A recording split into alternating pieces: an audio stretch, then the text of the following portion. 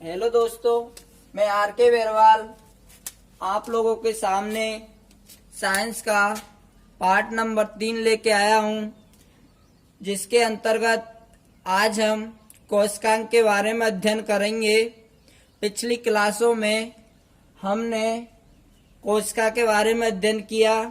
यह हमारी तीसरी क्लास है, जिसके अंतर्गत आज हम कोशिकांक के बारे में अध्ययन करेंगे। चलिए स्टार्ट करते हैं। कोशिकांक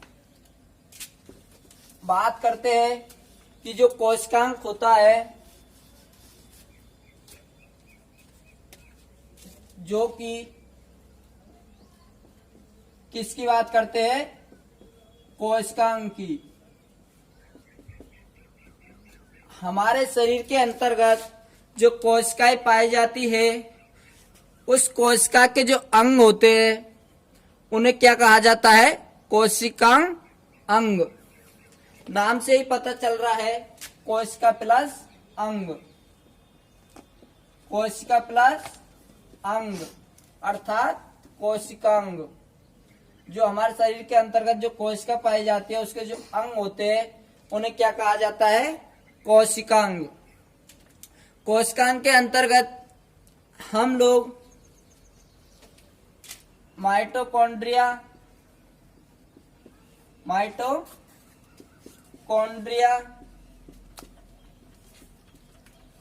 राइबोसोम,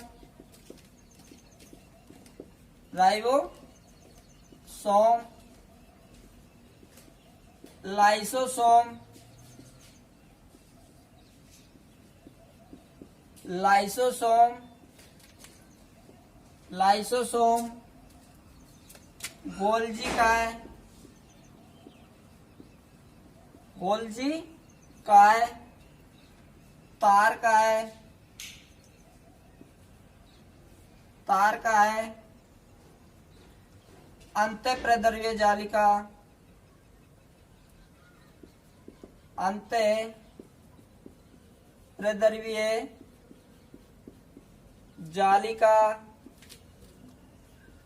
और अंतःप्रद्रव्य जालिका, केंद्रक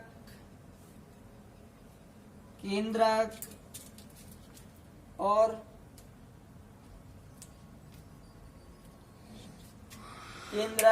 आदि के बारे में चर्चा करेंगे। कोशिकांक के अंतर्गत हम लोग माइटोकॉन्ड्रिया, राइबोसोम, लाइसोसोम, गोल्जी काय, तार काय, अंतःप्रद्रव्य जालिका और केंद्रक के बारे में अध्ययन करेंगे। तो चलिए पहला लेते हैं माइटोकॉन्ड्रिया। माइटोकॉन्ड्रिया के अंतर्गत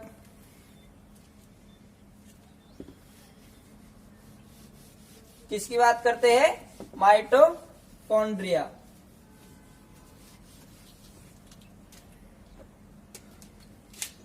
पहला लेते हैं माइटोकॉन्ड्रिया। क्या लेते हैं? माइटोकॉन्ड्रिया। माइटोकॉन्ड्रिया की अगर बात करें तो यह जो कोशिका होती है, उसका दूसरा सबसे बड़ा अंग होता है। क्या होता है? दूसरा बड़ा सबसे अंग।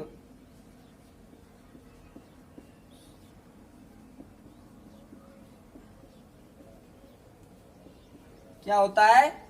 माइटोकॉन्ड्रिया है, यह हमारे शरीर के अंतर्गत जो कोशिका पाई जाती है, उसका दूसरा सबसे बड़ा अंग होता है।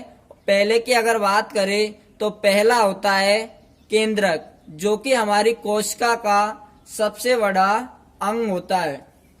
उसके बाद में अगर इसके खोजकर्ता की बात करें कि जो माइटोकॉन्ड्रिया है, इसकी खोज किसने की? अगर इसके खोजकर्ता की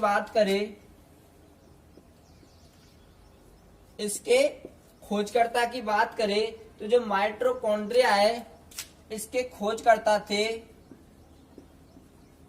अल्टमैन नामक व्यक्ति थे, जिन्होंने माइटोकॉन्ड्रिया की खोज की। अल्टमैन नामक वैज्ञानिक के द्वारा माइटोकॉन्ड्रिया की खोज की गई थी, इसीलिए माइटोकॉन्ड्रिया को अल्टमैन नामक वैज्ञानिक के द्वारा बायोब्लास्ट, क्या नाम, बायोब्लास्ट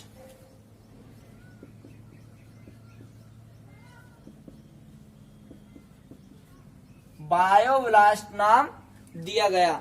अल्टमैन के द्वारा माइटोकॉन्ड्रिया को कौन सा नाम दिया गया, बायोब्लास्ट।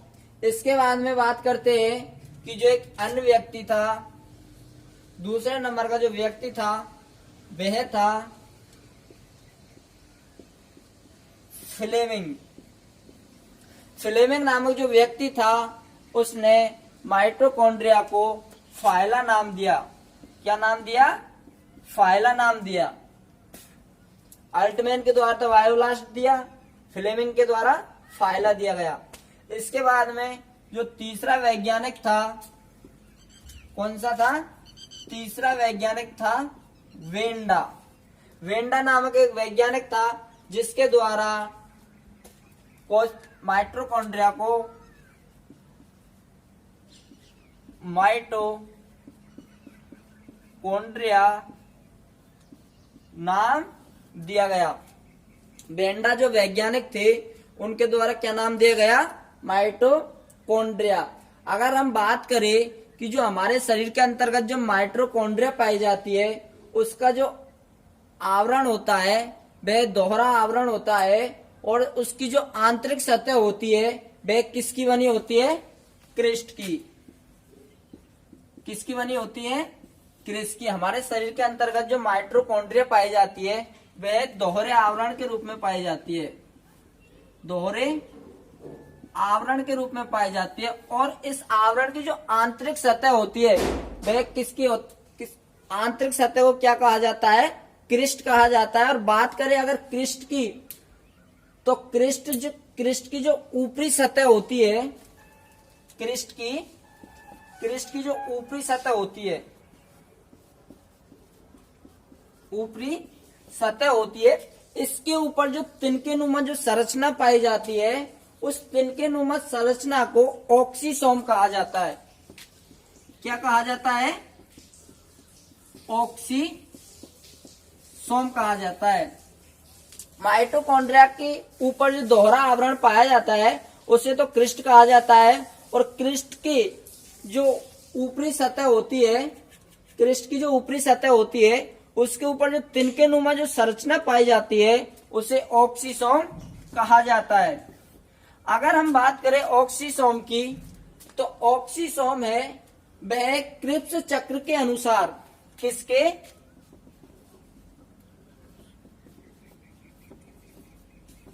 क्रिप्स चक्र के अनुसार हमारे शरीर के अंतर्गत ऊर्जा प्रदान करते हैं, ऊर्जा बनाते हैं, जो कि क्रिप्स चक्र एटीपी के रूप में हमारे शरीर में ऊर्जा बनाते हैं। और अगर हम बात करें कि जो कोशिका है वह 2 या 2 से अधिक जो कोशिका के अंतर्गत जो माइटोकॉन्ड्रिया पाए जाते हैं उन्हें क्या कहा जाता है, कॉन्ड्रियोम कहा जाता है। इसके बाद में हम बात करेंगे राइबोसोम की। किसकी बात करेंगे, राइबोसोम की। दोस्तों हमारे चैनल को सब्सक्राइब कर दिया करो, लाइक कर दिया करो और बेल आइकन को दबा दिया करो। और देखिए वीडियो को पूरा देखा करो ताकि अच्छा समझ में आए। और अगर आप वीडियो को थोड़ा ही देखेंगे तो पूरा समझ में नहीं आएगा, इसलिए वीडियो को पूरा देखा करो, शुरू से लेकर अंत तक देखा करो। बात करते हैं हम राइबोसोम की। राइबोसोम के अगर खोजकर्ता की बात करें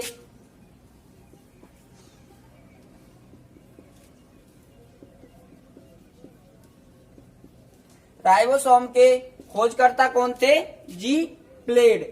इसके बाद में बात करते हैं कि जो हमारे शरीर के अंतर्गत जो राइबोसोम पाया जाता है, तो राइबोसोम को प्रोटीन की फैक्ट्री भी कहा जाता है।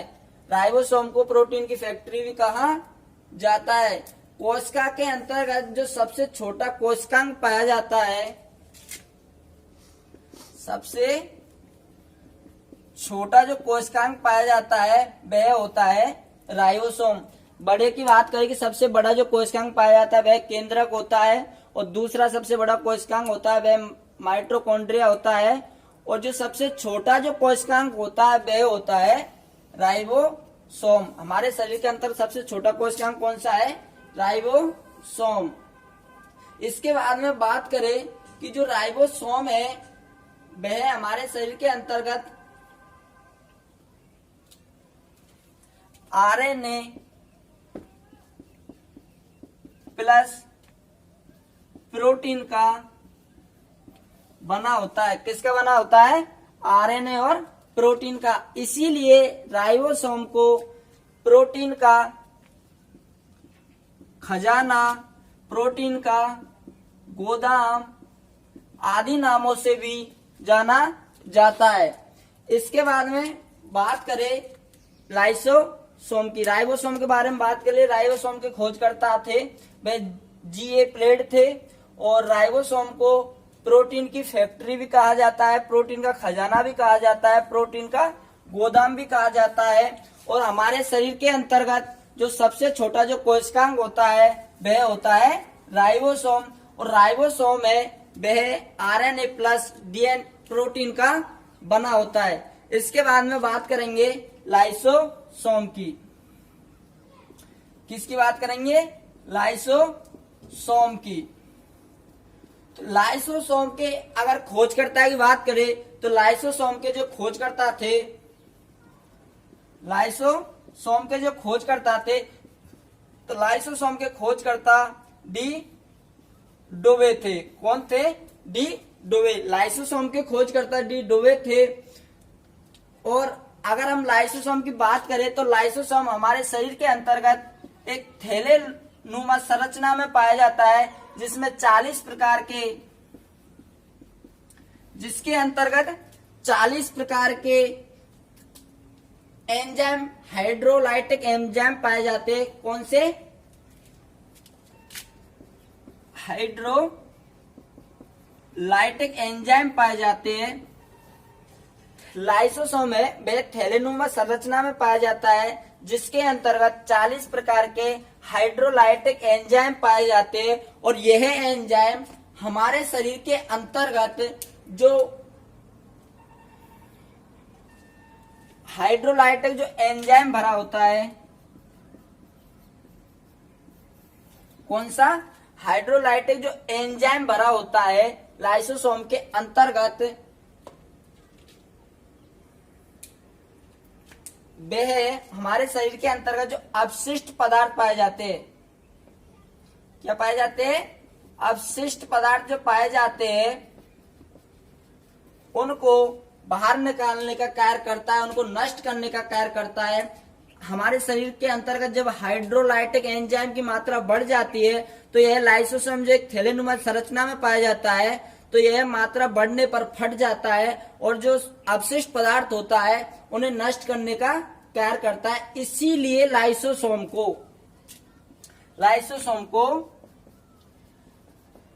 आत्मघाती थैली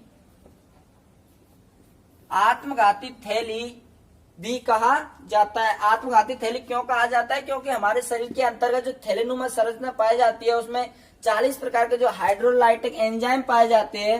वह जब हाइड्रोलाइटिक एंजाइमों की मात्रा बढ़ जाती है तो यह जो थैलेनुमा संरचना पाई जाती है यह फट जाती है और हमारे शरीर के अंतर्गत अपशिष्ट पदार्थों को नष्ट करती है। इसीलिए लाइसोसोम को आत्मघाती थैली भी कहा जाता है। लाइसोसोम है वह 2 प्रकार का पाया जाता है। कितने प्रकार का? 2 प्रकार का पाया जाता है। जो पहला है वह तो वसा का संश्लेषण करता है। किसका? वसा का संश्लेषण करता है। और दूसरा है वह प्रोटीन का संश्लेषण करता है। लाइसोसोम है वह 2 प्रकार का पाया जाता है। पहला है जो वसा का संश्लेषण करता है और दूसरा है वह प्रोटीन का संश्लेषण करता है। इसके बाद में बात करेंगे हम गोल्जी काय की। किसकी बात करेंगे? गोल्जी काय की।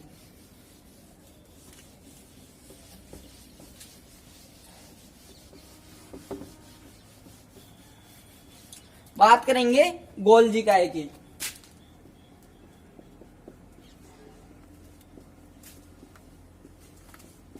गोल्जी काय की अगर बात करें, गोल्जी काय की अगर बात करें तो गोल्जी काय के जो खोज करता थे, गोल्जी काय के जो खोज करता थे वह कैमिलो गोल्जी थे। कौन थे? कैमिलो गोल्जी थे। इनके गोल्जी नाम पर ही इसका नाम, कोशिका का जो अंग है इसका नाम गोल्जी काय पड़ा। तो इसके खोजकर्ता कौन थे? Camillo Golgi. अगर हम बात करें कि जो गोल्जी काय है यह हमारे शरीर के अंतर्गत जो खोजा गया वह किसके द्वारा खोजा गया और हमारे बॉडी में इसका जो महत्वपूर्ण कार्य है वह क्या है। तो बात करेंगे हम जो गोल्जी काय है वह पेड़ पौधों के अंतर्गत जो खोजा गया। किसके अंतर्गत? पेड़ पौधों के अंतर्गत खोजा गया गोल्जी काय को। वह एक बेकर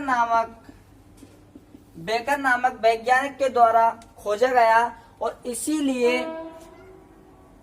पेड़ पौधों के अंतर्गत जो गोल्जी काय पाया जाता है उसे बेकर बॉडी डेक्स्टिसोम कहा जाता है।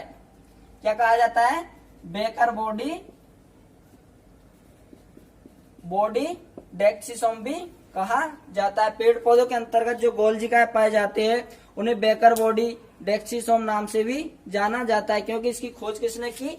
बेकर नामक वैज्ञानिक ने की पेड़ पौधों के अंतर्गत। तो इसी के नाम पर बेकर बॉडी डेक्सिसोम कहा जाता है। अगर इसके मुख्य कार्य की बात करें कि गोल्जी काय है वह हमारे शरीर के अंतर्गत कौन सा मुख्य कार्य करता है, तो हमारे शरीर के अंतर्गत जो प्रोटीन व अन्य पदार्थ पाए जाते हैं,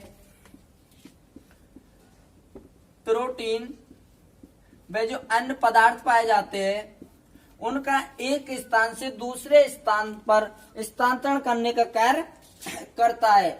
इसीलिए गोल्जी काय को यातायात प्रबंधक,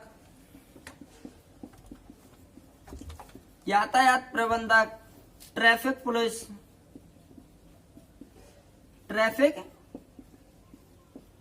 पुलिस है, यातायात प्रबंधक, ट्रैफिक पुलिस है और परिवहन तंत्र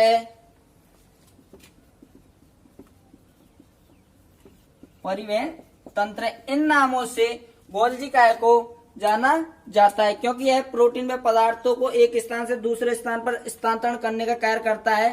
तो इसीलिए गोल्जी काय को यातायात प्रबंधक, ट्रैफिक पुलिस और परिवहन तंत्र के नाम से भी जाना जाता है। अगर हम बात करें कि जो गोल्जी काय है उसका हमारे शरीर में मुख्य कार्य क्या है, अगर इसके मुख्य कार्य की बात करें गोल्जी काय के की, तो गोल्जी काय है वह हमारे शरीर के अंतर्गत लाइसोसोम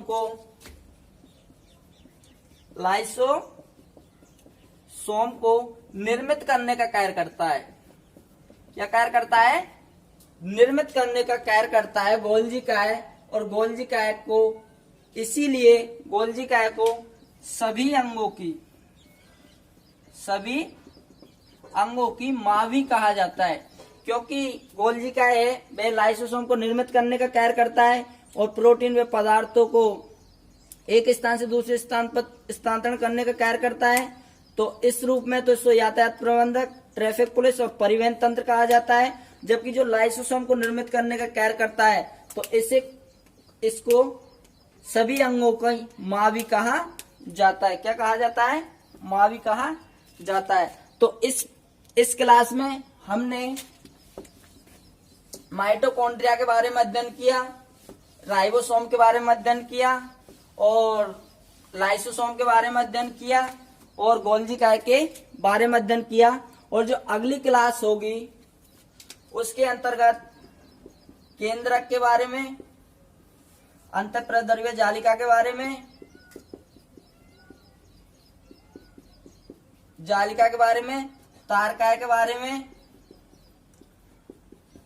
तारकाय के बारे में अध्ययन करेंगे। और इन तीनों को खत्म करके 15 से 20 क्वेश्चन का टेस्ट भी रखेंगे और उस टेस्ट को अगली क्लास में हल कराएंगे। तो इस वीडियो को जरूर से जरूर देखें और अगली वीडियो को देखें ताकि जो टेस्ट सीरीज रखी जाएगी उनका आंसर दे सके। इन कोशिकांक के टॉपिक से रिलेटेड ही क्वेश्चन देंगे जो पिछले एग्जामों में आए हुए हैं और आगे आने की संभावना है। थैंक यू दोस्तों, हमारे चैनल को सब्सक्राइब करें और वीडियो को पूरा देखें, लाइक करना ना भूलें।